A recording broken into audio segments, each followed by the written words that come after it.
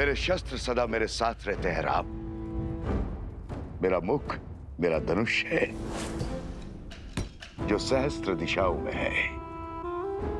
शब्द मेरे बाण हैं जो व्यक्ति के मन को चीर देते हैं। असत्य मेरी खड़क है जो सत्य के प्रति प्रमाण को काट देती है।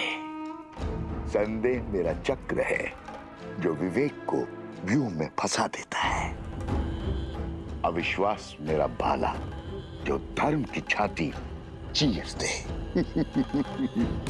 बोलो राम, है इतने शस्त्रों से सामना करने की क्षमता?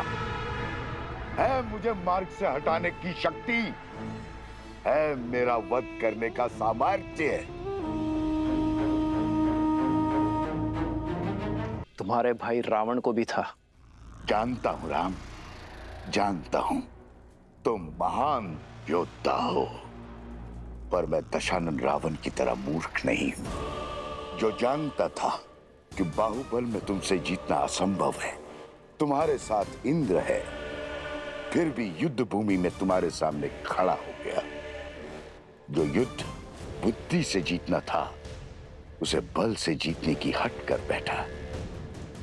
प्रचंड घने वृक्ष सरलता से कट जाते हैं राम, पर मैं सारे जगत में उगने वाली घास हूं जो दिखती तो निर्बल है पर होती अनंत है। मुझे एक जगह से उखाड़ोगे तो मैं सहस्त्रों जगहों पर उग आऊंगा।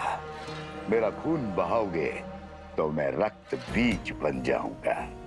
तुम्हारे बल से तो मैं परिचित हूं। अयोध्या वासियों का दूषित मन मेरे बल का परिचय है। रघुकुल के सत्य के प्रकाश में असत्य के अंधकार का अंत निश्चित है सहस्त्रमुख। इस राम राज्य की कल्पना सारा संसार कर रहा है। वो अयोध्या में कभी स्थापित नहीं होगा राम। प्रहार करने वाले के हाथ तो रोक दिए जा सकते हैं, किंतु बोलने वाले मुख को नहीं रोका जा सकता है। मैं सहस्त्र रावण अपने सहस्त्रों मुंह से अयोध्या में हाहाकार मचा दूंगा। तुम्हारे मंत्रियों और अधिकारियों में लोभ और लालच भर दूंगा। प्रजा के मन में अविश्वास और संघर्ष का बीज बो दूंगा। परिवार को ईर्ष्या और द्वेष दे दूंगा। राज्य में विद्रोह उत्पन्न करूंगा। धर्म की धरा पर अधर्म के पुष्प कभी नहीं खिल सकते सहस्त्रमुख। तुम्हारे विष की गगरी मेरे नगरी में कभी नहीं छलकेगी, क्योंकि मैं इसी क्षण इसी स्थान पर तुम्हें बांध दूंगा।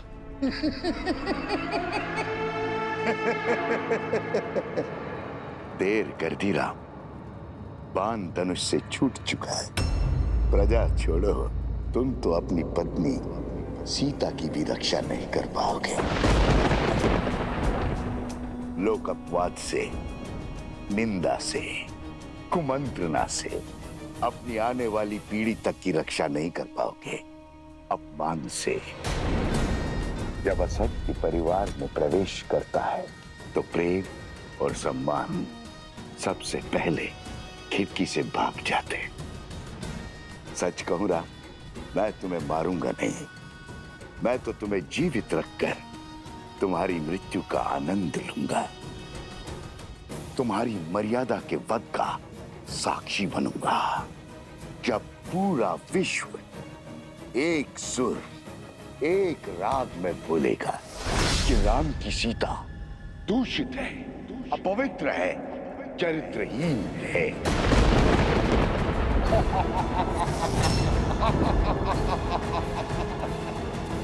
पापी, तूने मेरी माता के लिए अपशब्द कहे। हनुमान,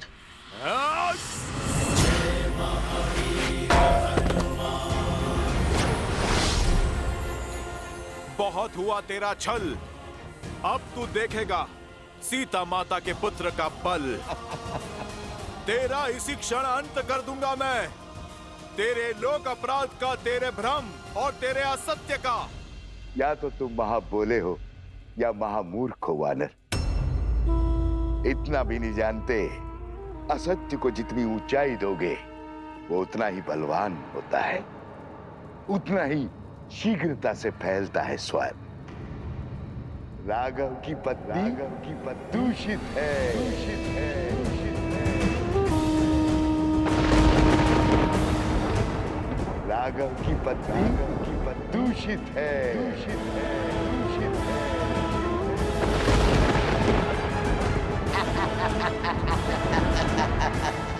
राघव की पत्नी दूषित है।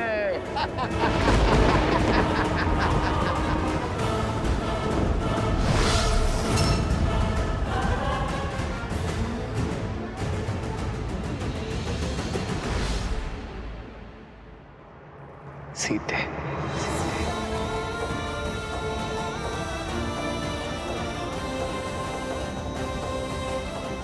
अधर्म ने चाहे जितने भी सशक्त कवच पहने हो, मेरे श्री राम उसके अंत का कोई ना कोई हल अवश्य निकाल लेंगे।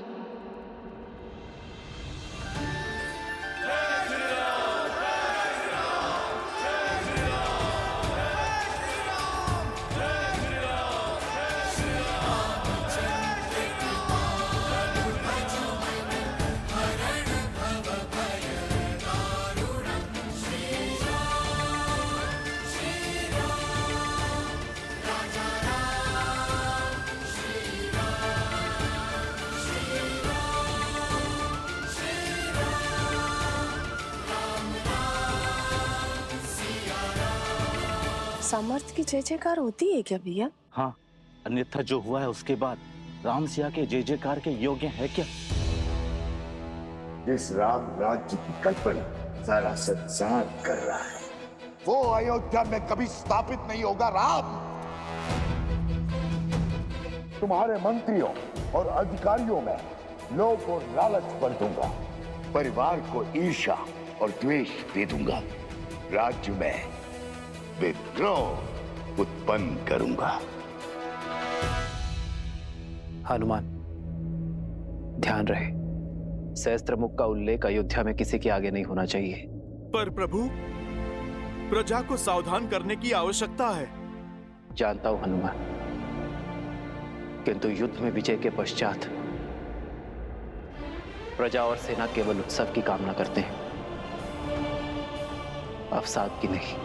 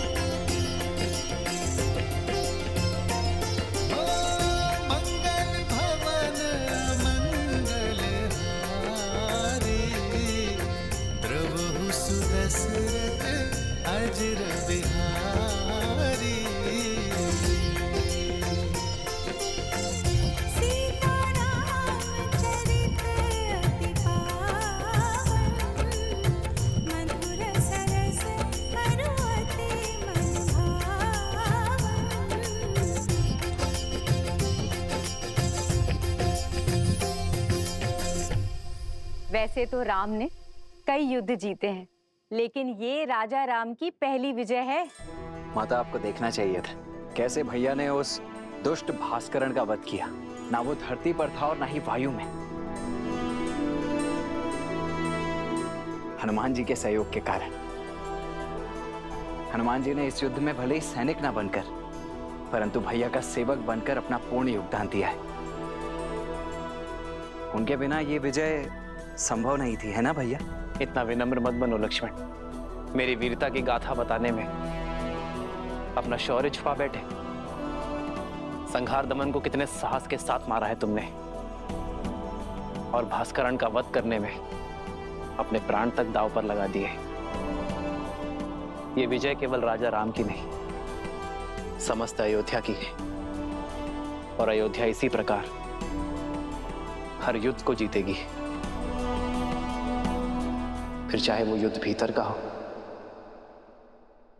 या बाहर का। राम सिया राम सिया राम सिया राम राम सिया राम सिया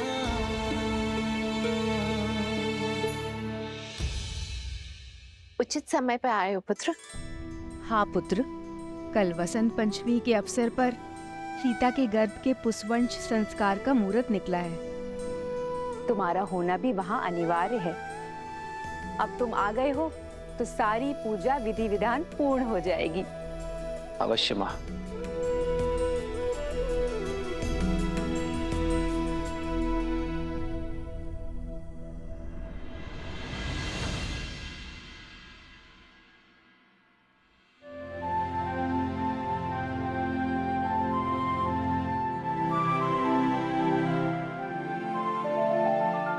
चौंकिए मत, आपके ही है।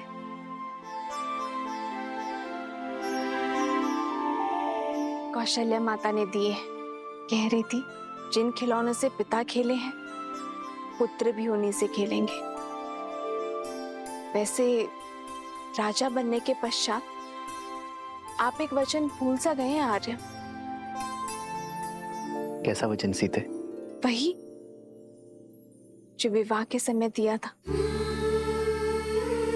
आधा अंग है हम एक दूसरे का। सुख के साथ साथ दुख और चिंता में समान भागीदार है। तो बताइए ऐसा क्या है आर्य जिसने आपके विजय की मुस्कान को धुंधला कर दिया है?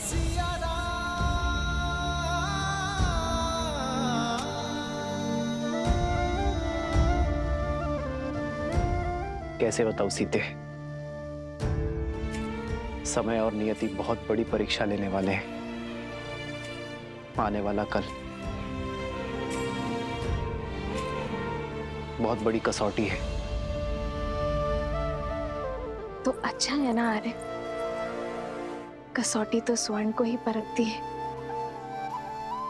आप उस असुरी माया को लेकर चिंतित है ना आर्य? गुरु वशिष्ठ ने बताया मुझे कि किसी असुरी माया की छाया है हमारे राज्य पर, जो प्रजा की सोच और विचारों को दूषित कर रहा है। राम की सीता दूषित है, अपवित्र है, चरित्रहीन है। सोच की शक्ति समझती हूं मैं आर्य। एक बुरा विचार सभी अच्छे विचारों को दुर्बल कर सकता है। यही सत्य आपको व्याकुल कर रहा है ना? गुरुवर ने ये भी बताया कि इस सोच को शास्त्र से नहीं संस्कार से हराया जा सकता है।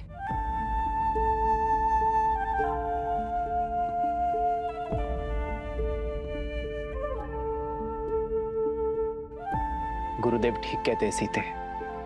संस्कार की शक्ति ही मन को स्थिर कर सकती है, किंतु ये इतना सरल नहीं होगा। जैसे पके हुए घड़े पर माटी नहीं चढ़ाई जा सकती, वैसे ही एक व्यक्ति के युवा हो जाने पर उसके संस्कार नहीं बदले जा सकते। संस्कार बालकों को दिए जाते हैं सीते, युवाओं को तो शिक्षित किया जाता है। और अब मैं भी वही करूंगा। अपने राज्य को, अपनी प्रजा को शिक्षित करूंगा, क्योंकि विद्या ही अब एक मात्र मार्ग है।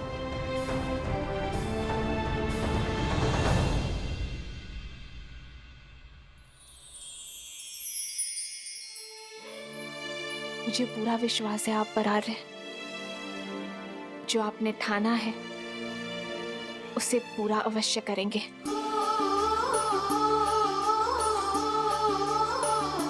तुम्हारे साथ के बिना ये सब संभव नहीं है सीते।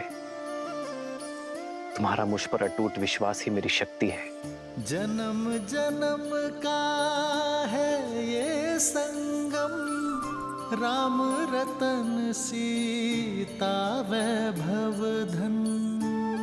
अर्धांगिनी हूं आपकी, सदा आपके पास।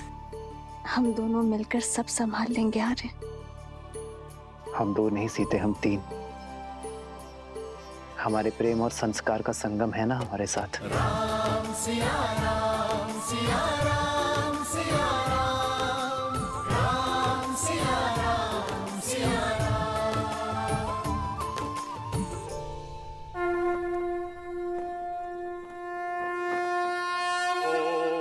पादव्याः संवृताः पृथ्व्यै समाश्च विश्वकर्मणाः संवृताग्रे।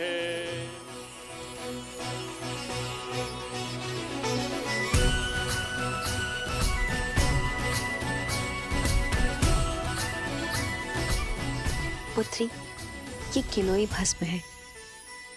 इसे अपने दाहिने हाथों से अपने नाक के ऊपर लगाओ और श्वास के साथ भीतर लो। किलो की ये गंध तुम्हें और तुम्हारी संतान को स्वस्थ रखेगा। मंगल भवन मंगल हारी, द्रवहु सुदशरथ अजर बिहारी।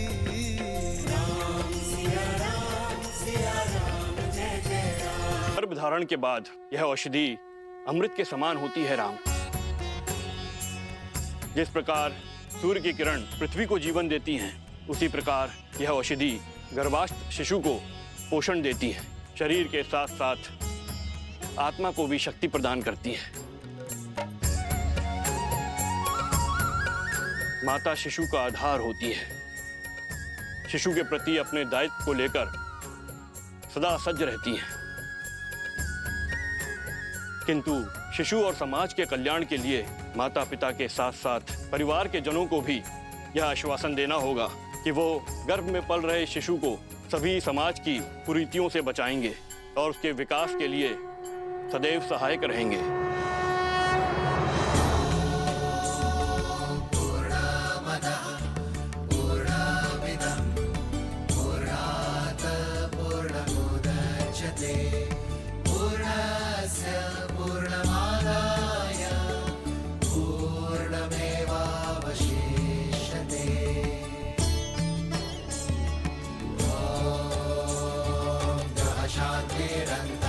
शांति पृथ्वी शांतिरापः शांतिरोषधयः शांतिरेव शांतिः साम शांतिरेधि।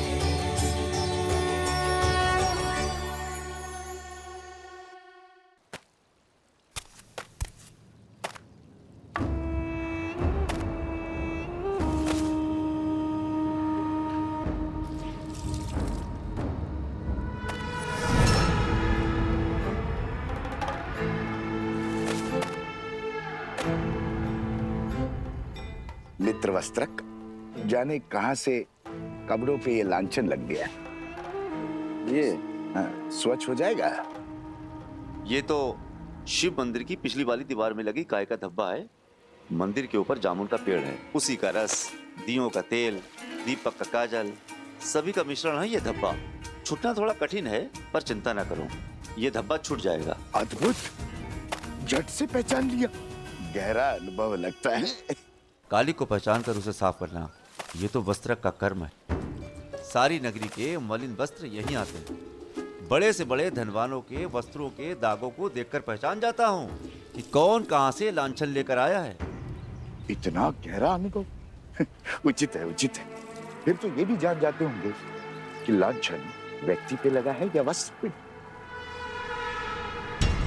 अब हमारी सीमा तो वस्त्रों तक ही सीमित है। हम वस्त्रों के लांछन को ही पहचानते हैं और बस, और उन्हीं को ही धोते हैं। उचित कहा मित्र। वस्त्र पे लगा लांछन तो धुल सकता है, किंतु व्यक्ति पे लगा लांछन कभी नहीं धुलता, और विशेषतर व्यक्ति यदि नारी। मैं चलती हूँ। अच्छा ठीक है, ध्यान से जाना। और हाँ, और नदी जो है ध्यान से पार करना। कुछ बाढ़ के संकेत हैं। अच्छा जी। आप इसे संध्या को ले लेना। वाह मित्र, सीधे जाने को कह दिया। अंधकार होने से पहले लौटने का निर्देश भी नहीं दिया। इसमें कहने वाली क्या बात है, सदा ही जाती है। धन्य हो रे राजा राम और उसकी प्रजा। समाज के लांछन जानते हो और समझते भी हो, फिर क्यों देखकर अनदेखा करते हो? भूल गए, नारी पे लगा लांछन कभी नहीं धुलता। तुम्हारा मन पवित्र है, पर समाज का क्या? जंगल में मोहर नाचेगा तो कहां देखने जाओगे? अब